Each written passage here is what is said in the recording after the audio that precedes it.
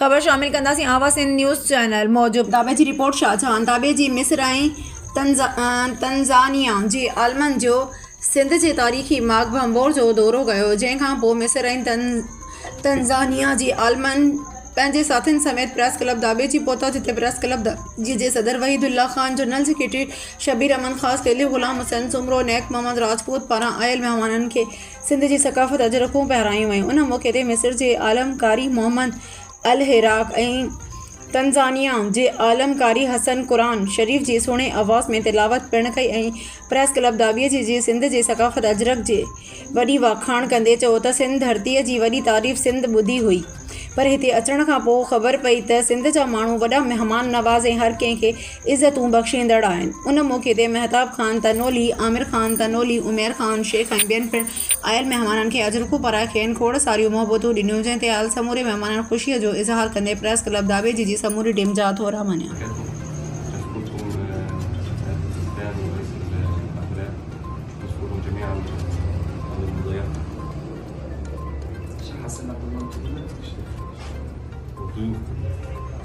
अस्सलाम वालेकुम रहमतुल्लाहि व बरकातहू। अल्हम्दुलिल्लाह इत्तेहादुल क़ुरा पाकिस्तान अल आलमी के ज़ेर तमाम मिस्र और तंजानिया के शयूख इस वक्त कराची में मौजूद हैं। माशाअल्लाह हमारी सूबाई क़यादत कारी जरमान साहब और कारी मोहम्मद इदरीस साहब और हमारे हाफिज़ आमिर शिदात साहब और ये तमाम साथी माशाअल्लाह इनके पास हम यहाँ तशरीफ लाए हैं। और हमारे अभी जी प्रेस क्लब वाले हमारे माशाल्लाह इन्होंने तमाम साथियों को सिंध की सकाफत जो है ना ये माशाल्लाह हम सबको चादरें भी पहनाई हैं। अल्लाह ताला इनको जज़ाए खैर अता फरमाए। शेख ने कहा जी हम यहाँ पाकिस्तान में आए हैं, माशाल्लाह हम बहुत